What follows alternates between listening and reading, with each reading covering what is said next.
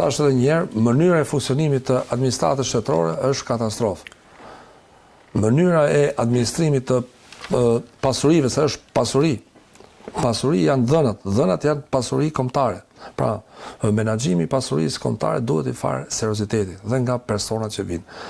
Urojmë që kjo çështje të zbardhet sa më shpejt dhe për mua është në çështjet më të rëndësishme, më çështje është madje mund të them është më e rëndësishme se çështje tjera që mund të ketë shpërdorime dhe abuzime. Diçka tjetër që konstatojmë të ande dhe të fundit po e them, është dhe për departamentin e administratës publike, i cili mbikëqyr lëvizet në administratë publike. Gjithmonë vjen re, gjithmonë edhe para zgjedhjeve, Departamenti i Administratës Publike duhet verifikojë transferimet, pse bëhen lëvizje të caktuara, sepse këto lëvizje ndikojnë drejt për drejt në jetën e punonjësve të administratës publike dhe sjellin pasojë të rënda. Pra, Departamenti i Administratës Publike me gjithë lëvizjet e kuadrave, sepse në thyll edhe tek ujësielësi se kudo, ata që ka statusin e punëse civile ose tek ndërmarrjet e bonifikimit, ish bonifikimit që janë pranë bashkive, duhet verifikohen lëvizjet pa kriter të administratës, pra lëvizjet pa kriter të profesionistëve.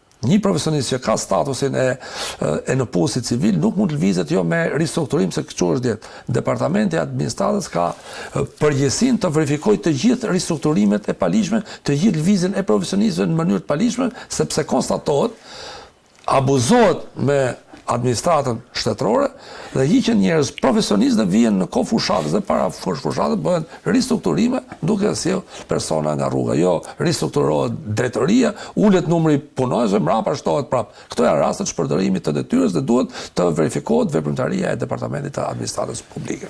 Sa shumë gjëra janë Karança. Flasim për profesionistën. E qartë, unë falenderoj shumë për gjithë informacionet që ndahet. Fation Softa, kënaqësi që të kisha sërish tu në Sken Krimi, e vlerësoj.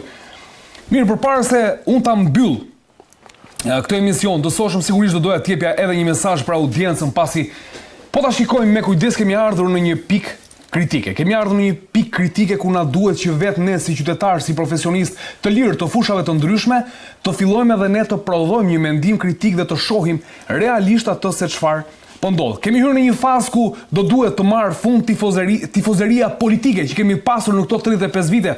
Duhet të marrë fund me patjetër dhe në mënyrë të shpejtë, le të themi, kulti i individit. Pasi gjithçka në këto vite e kemi rrotulluar rreth individëve të ndryshëm, politikanë i kemi parë si të paprekshëm, por jo. Nga ky moment me gjitha këto çfarë ka ndodhur, ne duhet të reflektojmë, askush nuk është i paprekshëm. Premtimet boshe të këtyre 35 viteve e të tjera me radhë të këtyre individëve duhet të marrin fund, janë ata të cilët kanë një lloj përgjegjësie, le të themi, të pashembull që duhet ta kenë në raport me ne. Ajo çfarë neve na intereson është që të shikojmë këto karrige të kryeministrit, kryetarit të opozitës e tjera me radhë si një karrige ku do të ulet ai shërbëtori jon, i cili do duhet të na japë shërbimin më të mirë të mundshëm. Duhet të vendosim mendjen tonë dhe arsyen në gjendje alarmi dhe të kuptojmë kush është ky person. Çfarë shërbimi po na jep ky person? Kujt i shërben ai person? Çfarë përfiton ai nga ne? Apo ne çfarë përfitojmë nga ai? Janë një mori faktorësh ku ne do duhet të bëhemi, le të themi, aktor aktiv të kësaj jete sociale, ku duket se është krijuar një vështirësi shumë e madhe me të gjitha dosjet që ne kemi parë, dosjet e krimit të organizuar, dosjet e korrupsionit ku dalin zyrtarë të lartë, informacionet të dhënat tona sensitive që dalin në treg të hapur për çdo lloj shërbimi të mundshëm, i cili ka interesa dashakeqëse ndaj nesh, është momenti të fikim menjëherë, le të themi, atë ndjesinë e të qenurit përballë kultit të individit për të veneruar këta politikanë që çfarë nuk i kanë bërë dhe çfarë nuk na kanë bërë ne si popull.